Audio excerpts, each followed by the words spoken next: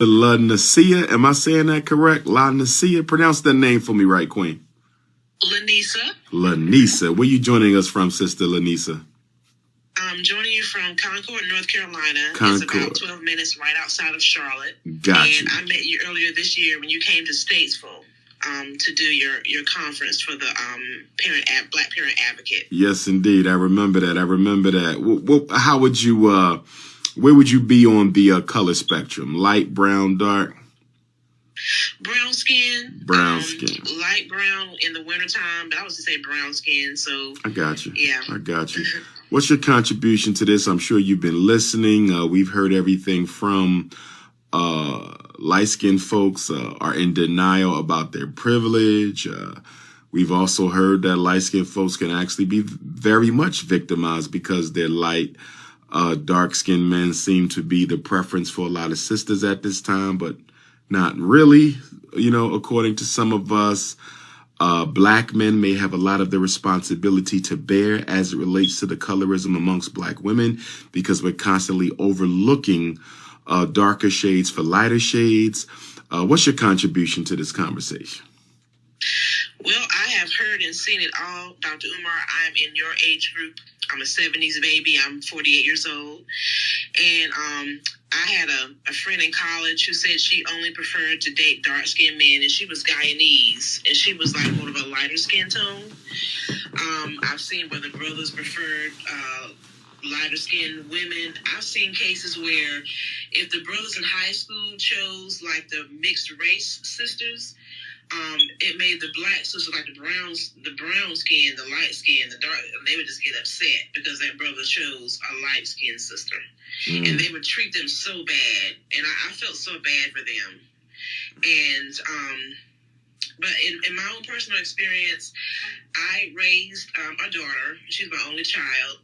And it hurt my heart to hear her come home from school and talk about how the boys were treating the light-skinned girls versus the brown-skinned girls and the dark-skinned girls in school. The boys would say, put down critical comments like the lighter-skinned girls were prettier. We prefer those to be our girlfriends. We prefer to ask the lighter-skinned girls out on dates. They would say things like the brown-skinned girls, like my daughter was brown-skinned like me. Y'all are ugly. You're not as pretty. I mean, it was really, really bad. And I didn't raise my daughter to feel that way about herself. She knew my husband, her father, but it was something I had to work through because she come home crying. It affected her self-esteem. She was real big on wanting to be natural. And she told me when she was like 9 years old, Mommy, I don't want you to put a perm in my hair. I want to be natural. And I felt so good about that. I was so proud of her. But in high school, she was challenged, and we went through a time when she wanted to wear wigs and wanted to wear weave and wanted us to spend the money on it, and that was costly. But she went through that, and I think what has really helped her since she's come out of high school, she graduated this year, she started listening to me play your videos, Dr. Umar. And when you would talk about natural hair and Black females or African females appreciating their beauty, it changed her. It shocked her. And at first she got upset. But then the more I played it, you really began to touch her. And so she went back to being natural, and she stopped buying the wigs. She stopped wasting money on weave. So I'm just like, wow. I feel so good about that. With my own personal experience, I have shared with you, I think, in an email that I grew up as a church girl. And so when I became an adult, I had an opportunity in the last several years to try to go up the ladder in church leadership. And I was up under a female pastor from New York. And she was high yellow. She was so yellow, she was almost white. But, she would tell us that if you wanted to follow her and be one of her leaders in her church, you had to have a perm. You couldn't be natural. Wow. She didn't want to have no nappy-headed ministers following behind her. Yes, she did. Wow, listen to that. She made me so mad. It took everything in me to hold back my anger and my offense. And she pulled me to the side one day and told me that I had to get a perm, that my afro was not going to be acceptable. I was trying to grow my hair out at the time. This was like 2011 to get locks. And so her sister-in-law was her right-hand elder. She had locks. So I was like, what's wrong with me having locks? But I guess it was different because she's the sister-in-law. She had them for a long time. She knew she wasn't going to change her mind about it. And she was married to her brother, the pastor's brother, so she was cool with her. But everybody else, we had to have perms. So I have to admit, I succumbed. And I gave in and I got a perm. This is like back in 2011. Mm-hmm. And so that lasted, that was very short-lived. I did that for like 2 years because they was also telling me that I needed to do that to make myself more attractive to my husband. Oh, man. And it's real bad in the church. The church world used to really knock women wanting to be natural and express their Afrocentricity. Wow. You got told you had to get a perm or wear a wig or get some weave. I mean, it was really, really bad. And you would be attacked and criticized. But I've seen here over the last maybe 12 years, 15 years, that has changed. Because now you see women wearing afros and locks and braids more so now than you ever did before.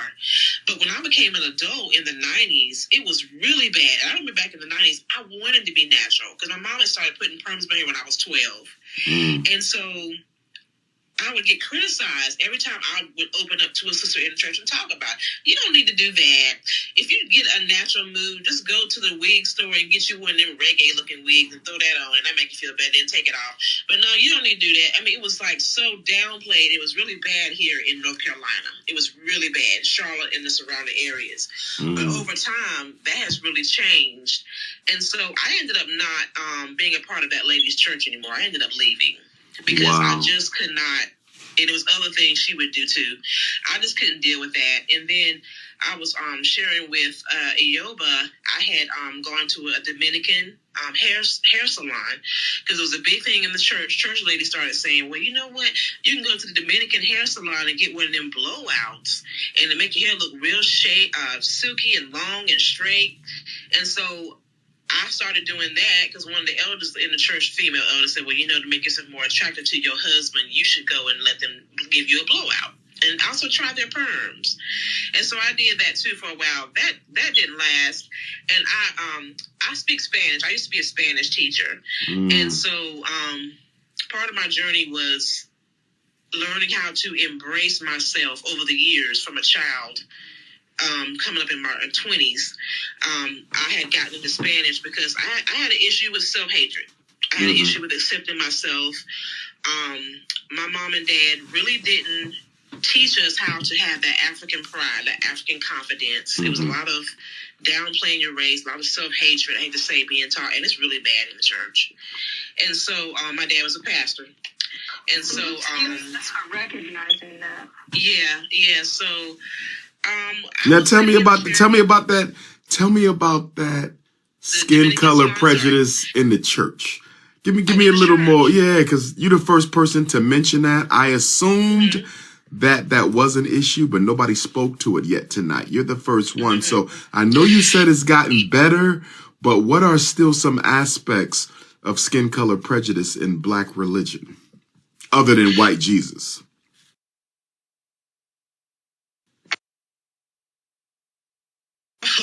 White Jesus is a big problem.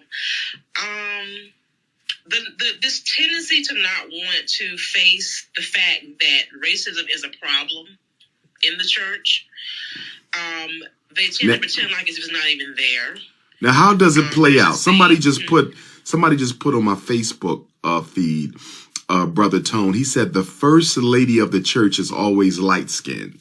That's what he said. I don't know if that's true or not, but what's your take on that? Not true. I've had like different shades of first ladies. I've been to a lot of churches in my life.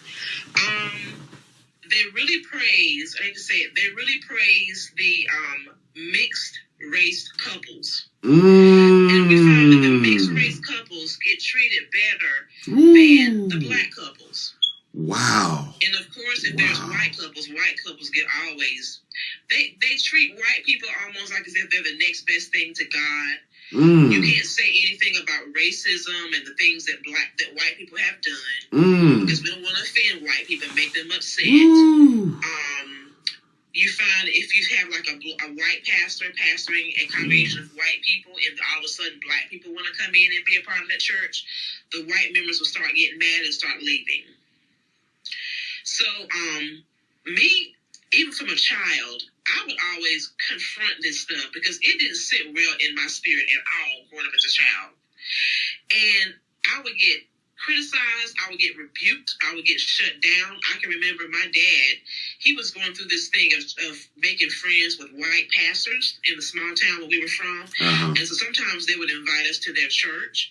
And I remember me and my sisters went to this white pastor's church. And this one little white boy was looking at us, and his face was kind of a little red. He was like looking a little puzzled. And then he turned to his daddy saying, "Daddy, why are these black people here at our church?" So I looked at the little boy like, "What?" And I was 17 when that happened to me.